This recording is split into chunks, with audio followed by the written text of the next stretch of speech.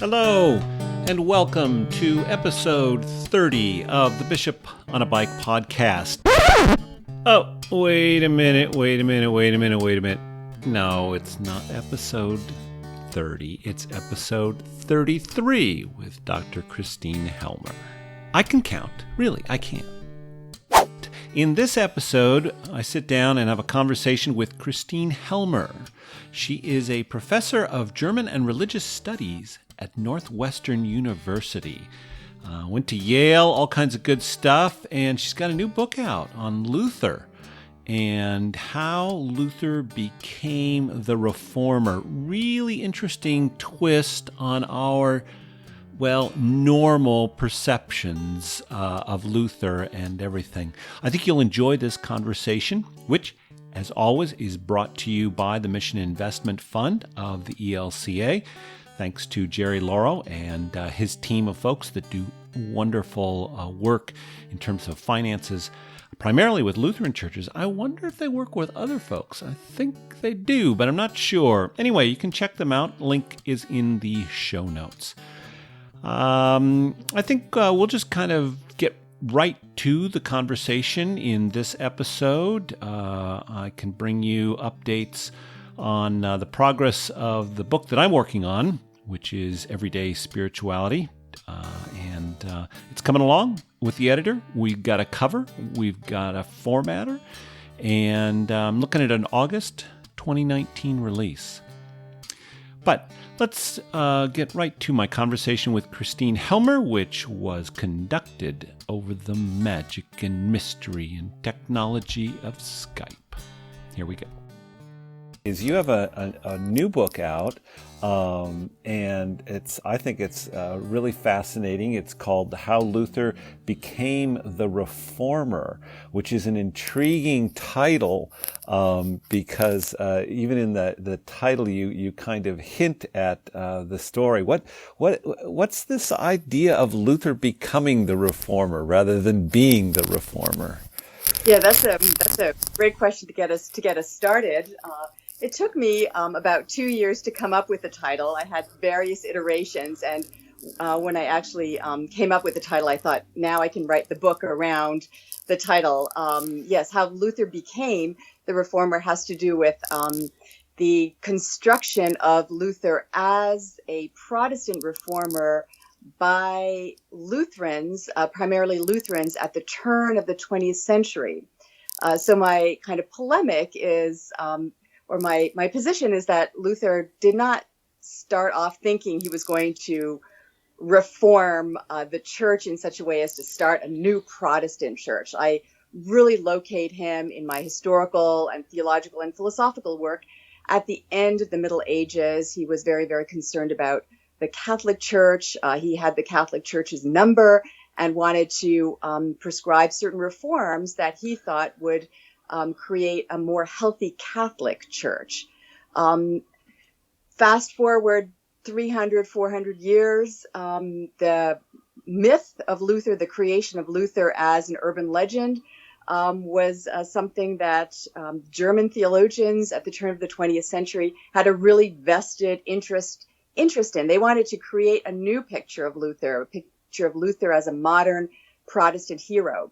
And many of the stories that we tell about Luther that have made it into the sort of popular consciousness in the popular biographies really are an invention of these German Lutherans at the turn of the 20th century and have not very much to do, if anything at all, with the humble Augustinian friar and ordained Catholic priest who lived at the beginning of the 16th century. Yeah, you have this, you really question the whole myth in the sense of false, not in the sense of an ultimate truth, around this "here I stand" Luther. That phrase in particular has been galvanized and really is the phrase around capturing this rebel figure.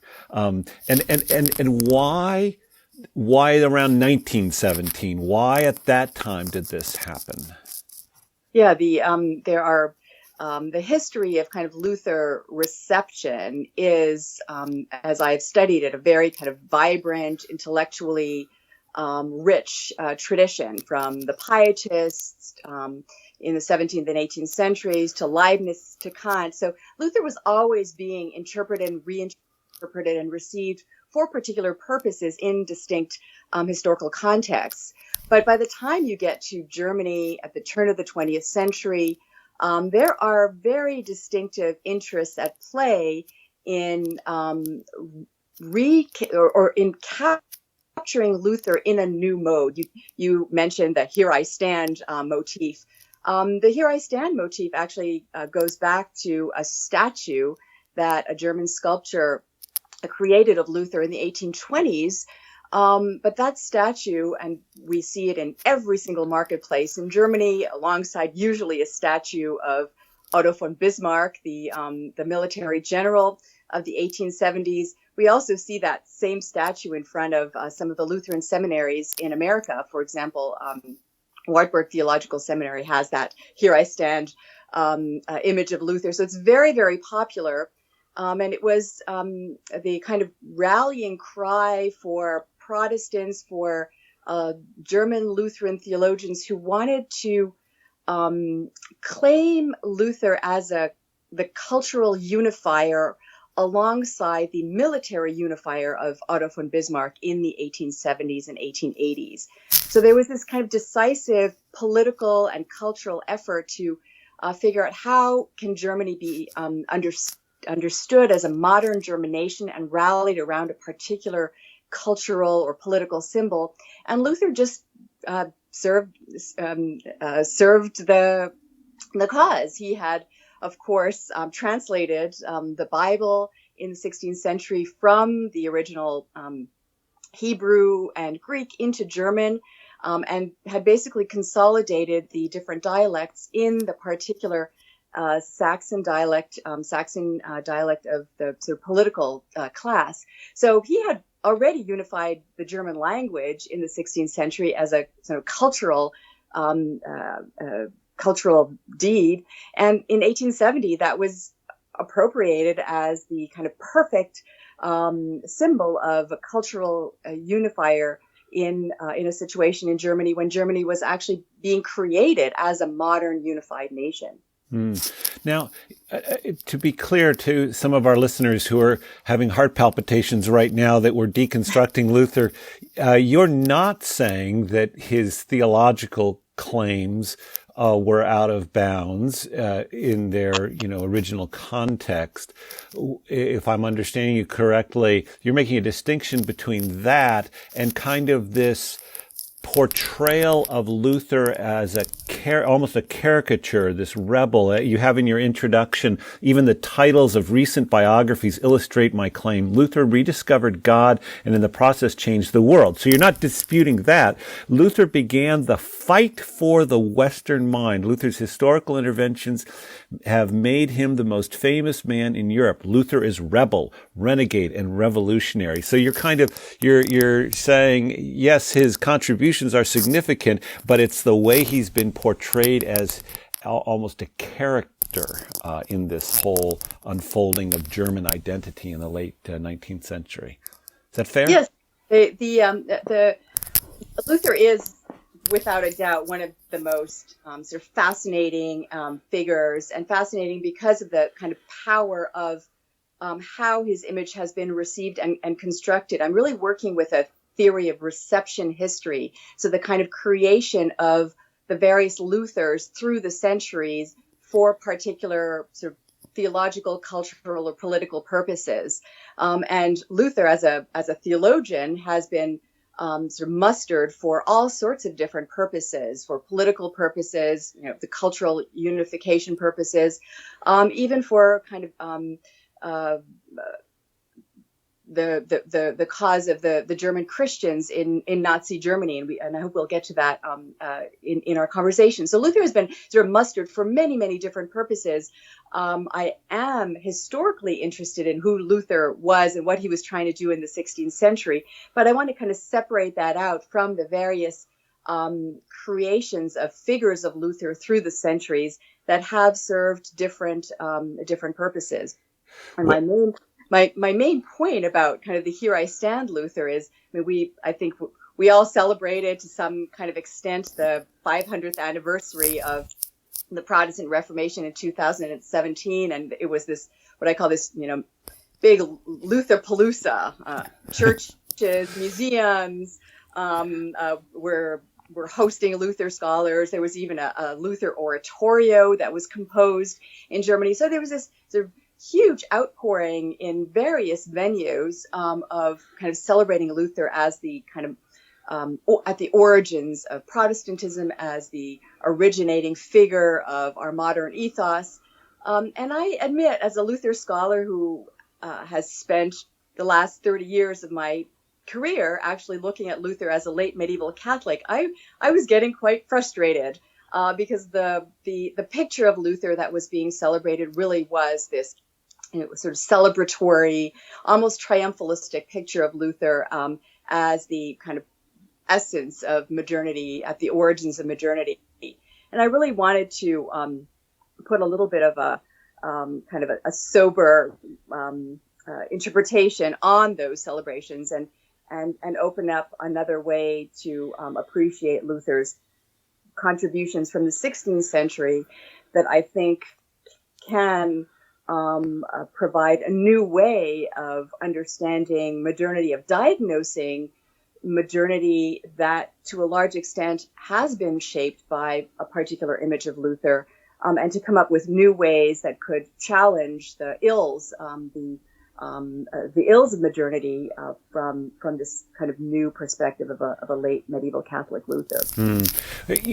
Before we go, let's go back to kind of maybe this late medieval Luther, but let's continue that train of thought going forward into the 20th century, because I think many people who even have a cursory view or review of Luther's life, they're pretty aware of how some of Luther's writings were used. Say, as one example, the most well-known, at least that I'm aware of, is his writings on the Jews. Were used by Nazi Germany in terms of propaganda by Hitler. Maybe speak to that and kind of how Luther, this whole idea of this strong German man, played into Nazi propaganda. Yeah, the Here I Stand, of course, is embodied in a Luther who stands really tall. He has this kind of the face of a leader. He's not wearing his Augustinian garb. He's wearing his academic robes that are billowing in the wind, and he's holding, of course, the Bible. So the Here I Stand motif was really kind of playing into the ways in which the Luther scholars at the turn of the 20th century wanted to create this image of the Luther who was really moving decisively beyond the late medieval Catholic Church. So the actual kind of statue of Luther really shows him standing on kind of new modern Protestant grounds. The turn of the 20th century is a very kind of interesting historical period to look at, particularly because it is known for what is called the Luther Renaissance.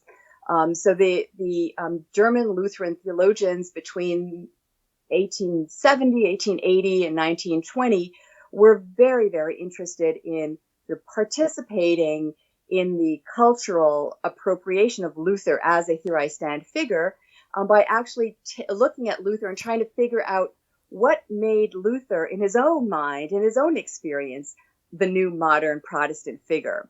So these Lutheran theologians actually looked at the texts from the 16th century.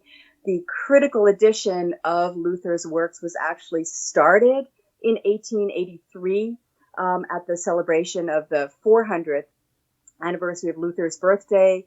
And the kind of historical work of looking at Luther as primarily a biblical interpreter, as primarily an interpreter of Paul, really gained a lot of sort of academic consensus. So, for example, many Lutherans think that Luther loved the Apostle Paul and had his Reformation kind of breakthrough by reading Romans 1:17, and this picture of Luther as this Pauline scholar was really one that was created after 1908, when a specific professor of church history at the University of Strasbourg discovered the manuscript to Luther's lectures on Romans. So the lectures on Romans that Luther had lectured on at the University of Wittenberg in 1515. So this professor in 1908 discovered these lectures and actually published them.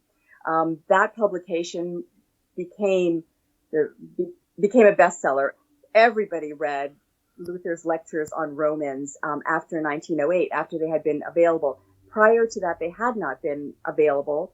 And after 1908, people read them. Somebody like Karl Barth read them. And of course, we know that 11 years later, he would publish his own Römerbrief, or epistle to the Romans. So this discovery of Luther's sort of Pauline focus with having worked out his doctrine of justification in 1515, 1516 was something that the scholars between 1908 and 1917 were actually studying historically. Wow, that's really fascinating. So that prior to that, there was less of a focus on Luther as the Pauline scholar. That really does.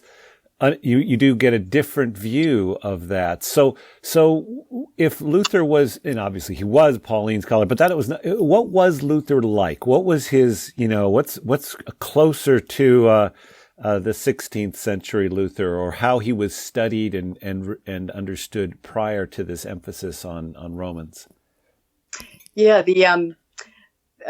that's the historical question about what was driving kind of Luther's frustrations, what was driving his terrified conscience between, say, 1514 and 1520. I think there are many theories that I'm kind of interested in. One, of course, is the famous text from 1520 on the Babylonian captivity of the church. I really do think that in the 16th century, Luther had the Catholic Church's number. The notion of a celibate priesthood, the idea that the priesthood was that the priests were ordained, and that the ordination conferred upon them an indelible mark, an indelible character, and the connection between the priesthood and the exploitation of the economy in order to coerce people into buying indulgences and into putting their sort of faith in the church rather than in Christ. I think those issues really drove Luther crazy. And his reforms primarily were to disaggregate Christ and the gospel of Christ as the free gift of salvation from any kind of monopolization of that on the part of the church, and a monopolization that actually was legitimated by a supernatural currency. So I think Luther really did sort of a lot of philosophical, theological, and biblical work in order to disaggregate Christ from the church. I don't think he intended to start a Protestant church. I don't think he intended to flatten the distinction between the ordained priesthood and the priesthood of all believers. But I think his reforms, or his initiation of reforms, were very much directed to the comfort and the comfort that the gospel promises in view of people who had been very much frustrated and fearful of their eternal damnation. So I think that those kinds of pastoral issues were very, very much motivating Luther in the 16th century.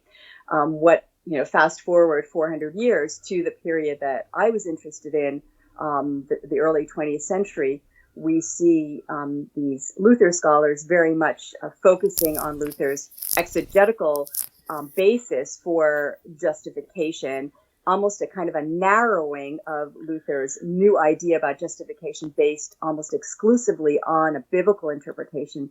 And I find, and I don't think that is the full picture at all. I really do think that Luther was working with incredible philosophical sophistication as well as historical knowledge in order to disaggregate sort of Christ from the necessary mediation of Christ through the church. So I find I find that Luther's sort of philosophical sophistication in relationship to his biblical exegesis is something that we have sort of lost because of that myth of Luther as having discovered a new doctrine of justification based on Romans 1. Interesting. And so, and as you've written this book, and I think it's just out fairly recently, what kind of reaction are you getting? I mean, I'm sure you've been lecturing on these ideas for a while. What's the general response as people hear what you've been saying or read what you've been writing about in terms of this topic? Well, what I really would like my readers to pay attention to is the sort of underlining thesis or subtext that Luther did not intend to start the Protestant church, and Luther was not the originator of modernity. I really locate him in, and maybe this has to do with my sort of ecumenical interest. I really do locate him in continuity with the Catholic Church, in continuity with medieval philosophy and theology. And I think that thesis by itself is a provocation both to Protestants as well as to Catholics. On the one hand, I would want to motivate my readers to think about Luther as a gift, an incredible intellectual gift to the church at large, that his ideas really were intensely theological, that he was very, very concerned about the flourishing of the church. He was very concerned about the intellectual niveau of the sort of intellectual, the education, the pedagogical dimension of the church. He wanted people to read books, to understand about why Christ was important, to be able to articulate what their faith meant to them, to be able to talk about God in meaningful terms. So he was really very interested in this sort of pedagogical dimension to faith. And I think that, given our situation in the churches today, I think I would very much like to inspire parishioners to read books, to become informed about what biblical interpretation is, become informed about the doctrines of the Trinity in Christ, because these doctrines and ideas have been around for a very, very long time, and people have thought about them in different ways. On the other hand, I think that Luther, who was so deeply grappling with the Catholic imaginary, the Catholic Church, I think Luther, as a Catholic theologian, is a provocation, an inspiration, and a motivation for Catholic theologians to take Luther very seriously as one of their own. Luther was very concerned with Catholic reforms, and I think some of those proposals for reform are just as relevant today as they were 500 years ago.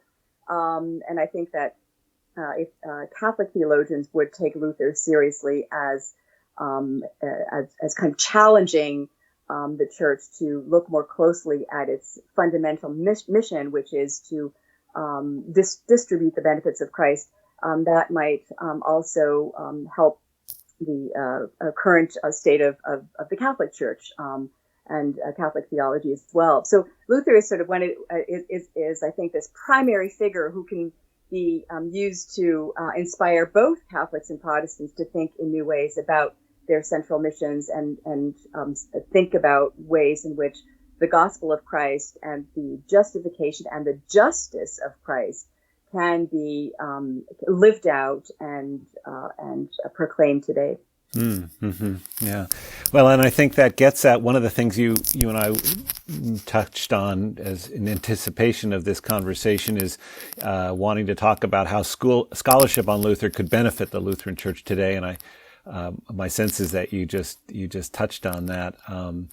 I wonder. I know that Luther despaired not only of the intellectual capacity of his fellow priests at his time, but also he was dismayed with the literacy, the biblical literacy of the people in the pews, and that's, he had several attempts at that with the small catechism and things like that. I think that today, if he were to engage in conversation with people in our congregations, he would continue his dismay and want for that to be furthered. How do you think Luther would have responded to the Counter-Reformation? Because it strikes me that one of the maybe his intended, but a surprising consequence of the Reformation is that the Roman Catholic Church did respond. I mean, it really, there's a whole university system and, the movement of the Jesuits and so forth and so on. It seemed like that was an attempt by the Roman Catholic Church to say, yes, we've got work to do in this area. Is that fair? Mm-hmm. Well, the 16th century sort of Reformation controversies or calls to reform are, as we know, very kind of broad. There's different reformations taking place in different ecclesial as well as in different national contexts. And I think the kind of tragedy and the sorrow that I think is kind of represented by Luther is that this was a reform that failed, and a reform that took sort of different turns. And if we look at sort of the documents of the Council of Trent, for example, the Council of Trent was the council called after Luther's death to actually address the calls for reform from Luther and others. This was, I think, the kind of the tragedy of schism that has affected the history of the West and the history of the world since the 16th century. There's, I think, a lot of new scholarship that can be done on the documents of the Council of Trent and how they how the council articulates specific reforms with Luther in the background without naming Luther. But I think my ecumenical concerns and my pastoral interests for today really have to do with what it means to be a Christian who is interested in the sort of intellectual and spiritual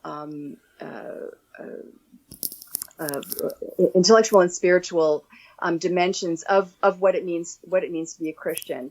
And I think that there are just wonderful theologians, contemporary Lutheran theologians, who are publishing works, really opening up people's sort of minds to new possibilities of how faith can relate to real life, how the gospel can relate to climate change, so how doctrine or how Christian theology can relate to the activities of promoting justice.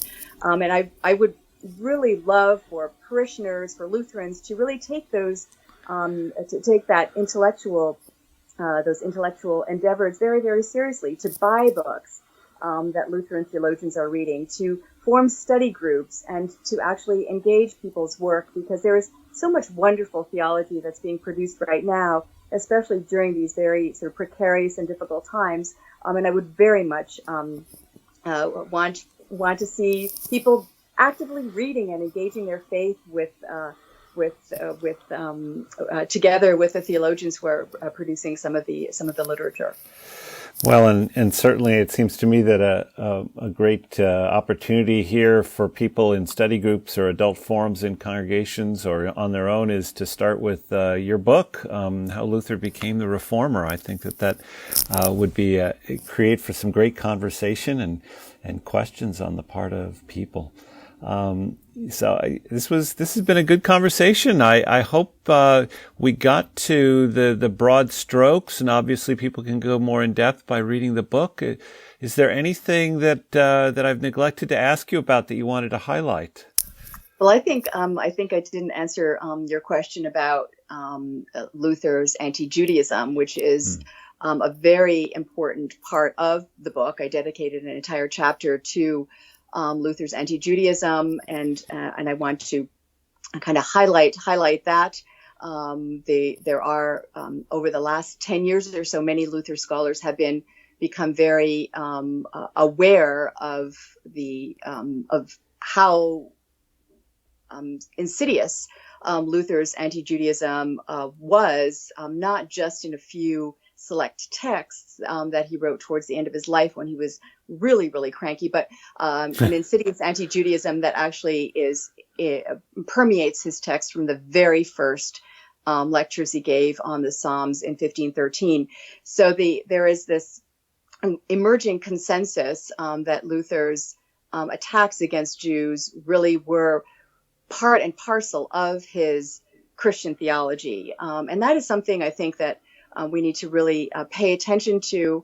Luther's attacks against Jews weren't just sort of marginal that you can kind of put to the side and look at Luther's sort of doctrine of justification, but rather the doctrine of justification is really closely tied up with his sometimes very, very violent and very, very disturbing polemic against Jews. So this is in this chapter, I wanted to kind of open up this idea that anti-Judaism is sort of part and parcel of medieval Christianity. Luther is a test case, an extreme test case of that, and invite Christians to begin the hard work of thinking about Christian belief in ways that promote the religious peace between Christians and Jews.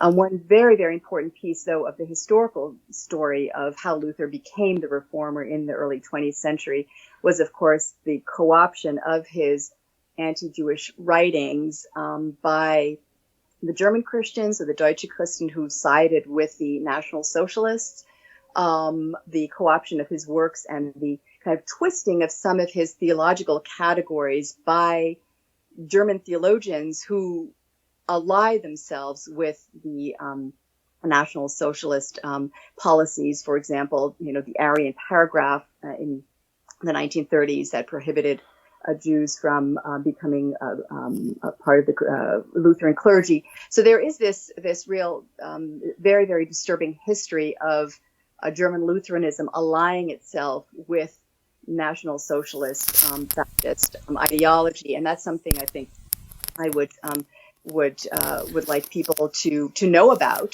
the dangers of certain kinds of reception of Luther in a particular historical context, so that those kinds of receptions of Luther would be people would be able to see them for what they are.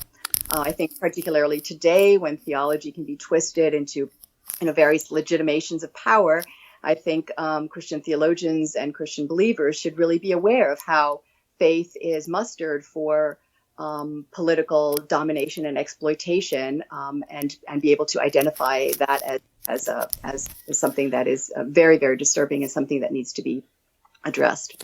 Yeah, and I wanted to follow up and ask you, because this is a question I've always wanted to ask. So you spoke about Luther's writings in terms of its relation to Jews. How about his writings in relationship to Muslims? And I believe he uses the phrase the Turks. Are they as extensive? Are they similar to his writings about Jewish people? What's the sense there? Because that's obviously something that's very much part of our contemporary political situation.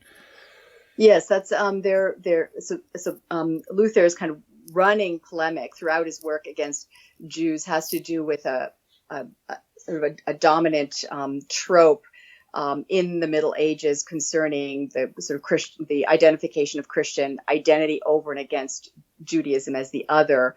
The relationship between of Christians to Islam was of a different order. It had to do with predominant fears of the Ottoman Empire that was sort of involved in military arises at the beginning of the 16th century. The Ottoman Empire came right up to the gates of Vienna in 1527. Charles had to move them back. So the political or the military kind of context in which Luther's polemic against Islam takes shape is of different sort than the anti-Jewish comments. Got it. Very interesting that I think in 1534, 1536, a translation of the Quran into German was published in Switzerland, and Luther actually wrote the preface to that translation, in which he advises Christians to actually read the translation, to actually familiarize themselves with the Quran, and Luther's polemic is attached to that, and he says that Christians need to know what their enemy is. But I think it's a very interesting pedagogical point that Christians can familiarize themselves with other religions in order to better, and in our particular context, better understand what the Quran is, what the Muslim religion looks like. I think the pedagogical force of Luther's point might be something that is important today. Interesting. Well, fascinating conversation with you. Thank you so much for being a part of this today. Thank you so very much, Jim, and I hope that many Lutherans begin to read Luther and books about Luther, because he really is a fascinating person.